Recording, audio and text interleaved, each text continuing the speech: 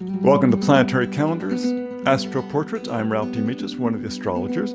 Our portrait this time is part of our musician series, and it's Cher. Cher. One name, and she had her name officially changed to that legally, that she is the Cher. She is born at May 20th, 1946 at 7:25 a.m. in El Centro, California. Now, we just recently did the chart for Barbra Streisand, another Taurian, born a few years before that on the East Coast in New York. Cher was born on the West Coast. Very, very different charts, yet they're both Taurians. Barbara was born all the way at the beginning of Taurus, right, the very bossy part of Taurus, where Cher was born at 28 degrees Taurus. Interestingly, the same degree as Barbra Streisand's Saturn and Uranus, and the degree of the stars, the Pleiades, the seven sisters. It adds a great femininity to her chart, and that's the really distinctive thing about her chart.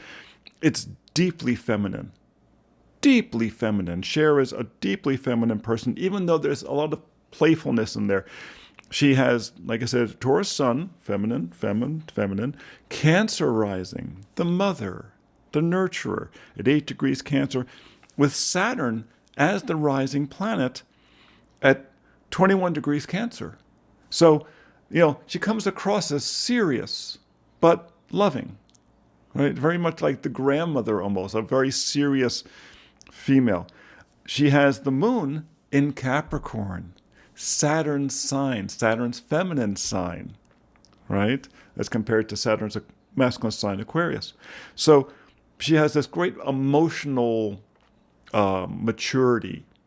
And you find a lot of musicians have moon in Capricorn. A lot of very successful people have moon in Capricorn. It has to do with having emotional discipline, and being physically.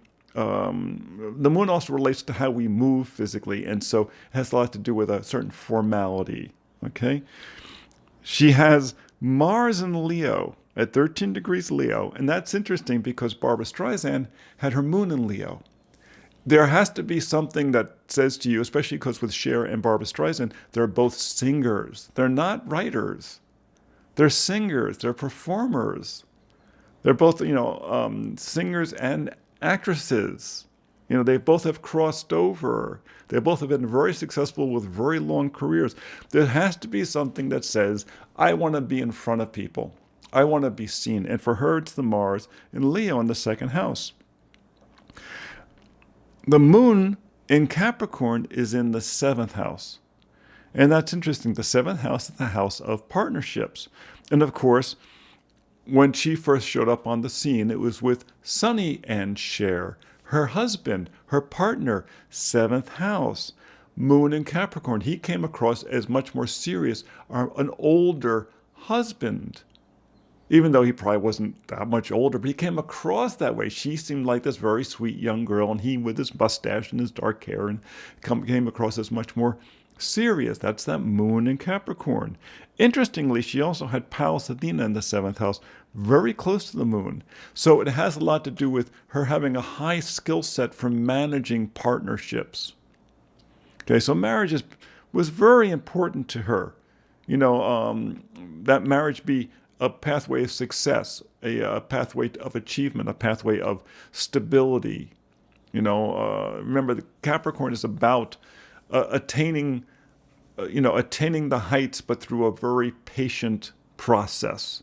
They don't expect stuff to happen quickly. They expect it to happen gradually. So she expected that, in her life. She didn't think she was going to be, a one-hit wonder. She was planning on a long career. Now she has the Sun and Mercury in Taurus, which is actually just like Barbra Streisand. They both have those two. So it gives them a voice. Mercury has a lot to do with how our nervous system works, but also how we speak and how we communicate. So it tends to give her a very patient, kind of, slow and graceful way of speaking.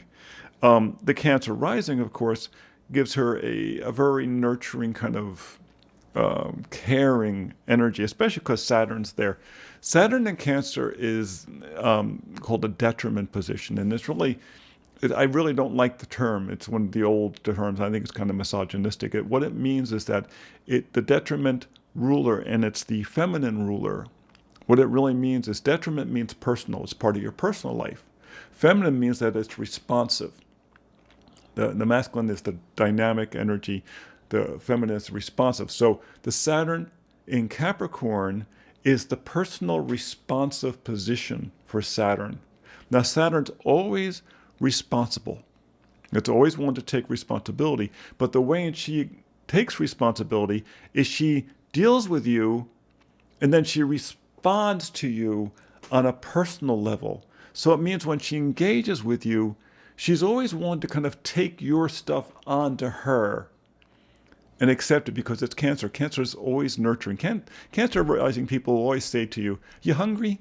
Do you need to eat?" That's kind of a basic dynamic, but it adds a certain formality to it. It's not as gushy, especially because she has the moon in Capricorn. This is not a gushy person, but she is very graceful. Saturn, the Saturn's exalted position is Saturn in Libra. It relates to Venus. Saturn is very graceful. It's a very graceful energy because it is all about the forms, the structures that make up of our lives, the balance. Saturn in Libra, it's all about the balance. Her Saturn's in Cancer. So it's all about, how am I going to create a structure for my family? A structure for those I care about. Now, right above the rising, we get some sparkle. What's going on up there? Right above the rising is Venus, the North Node, and Uranus.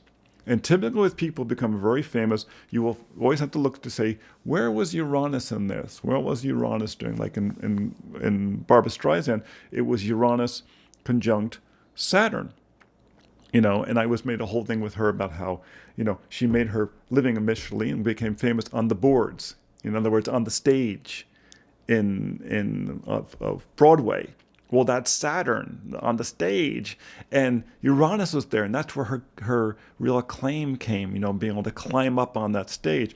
With her, it's Venus in Gemini, right, which is about sparkle, it's about conversation. Gemini's two people. She was once again part of a pair. It's flirtatious. And Uranus is there, which adds sizzle to it. And the thing is, these are just above the horizon. It was called the Gogolon spot. It's an area with tremendous leverage. The area is just clockwise of the ascendant. That spot, when planets show up there, they have a huge amount of leverage. It's Venus, feminine, very, very feminine, right? In Gemini, playful. She had a wonderful sense of humor. North Node, it gives her great emotional satisfaction to play up on that with Uranus, so it adds sparkle to it. It added sizzle to her personality, right? And it's right there. And even though she has all the wonderful gracefulness and beauty that comes with Taurus is a Venus-ruled sign, okay? And she also, for the Venus-ruled signs, Libra is, of course, the other masculine sign of Venus. She has Jupiter in the fourth house with Juno and Chiron and Neptune in the fourth house. So she has a foundation of that in her personality. And that 18 degrees Jupiter is trine that Uranus. There was something about her background, about her history, about her family that supported that. Her family kind of supported that sparkle, supported that sizzle in her personality, that playfulness. She was encouraged to do that. And the chart is split between the upper hemisphere and the lower hemisphere, between the eastern hemisphere and the western hemisphere. She is a very, very balanced person. She was very conscious about balancing her work life and her career life, her personal life and her social life. It's a very balanced personality, which is part of the reason why she was able to go, navigate the ups and downs of her career very comfortably for her. Though she had challenges, like we all have challenges, but she is still here. So that's the chart of Cher from our music series, one of our Taurians, a very talented and wonderful artist. Now remember, you can find these at Planetary Calendar Astrology on YouTube. We do portraits every week and and forecast every week. You can find them also at planetarycalendar.com, where you can find the planetary calendar. And until next time, be well.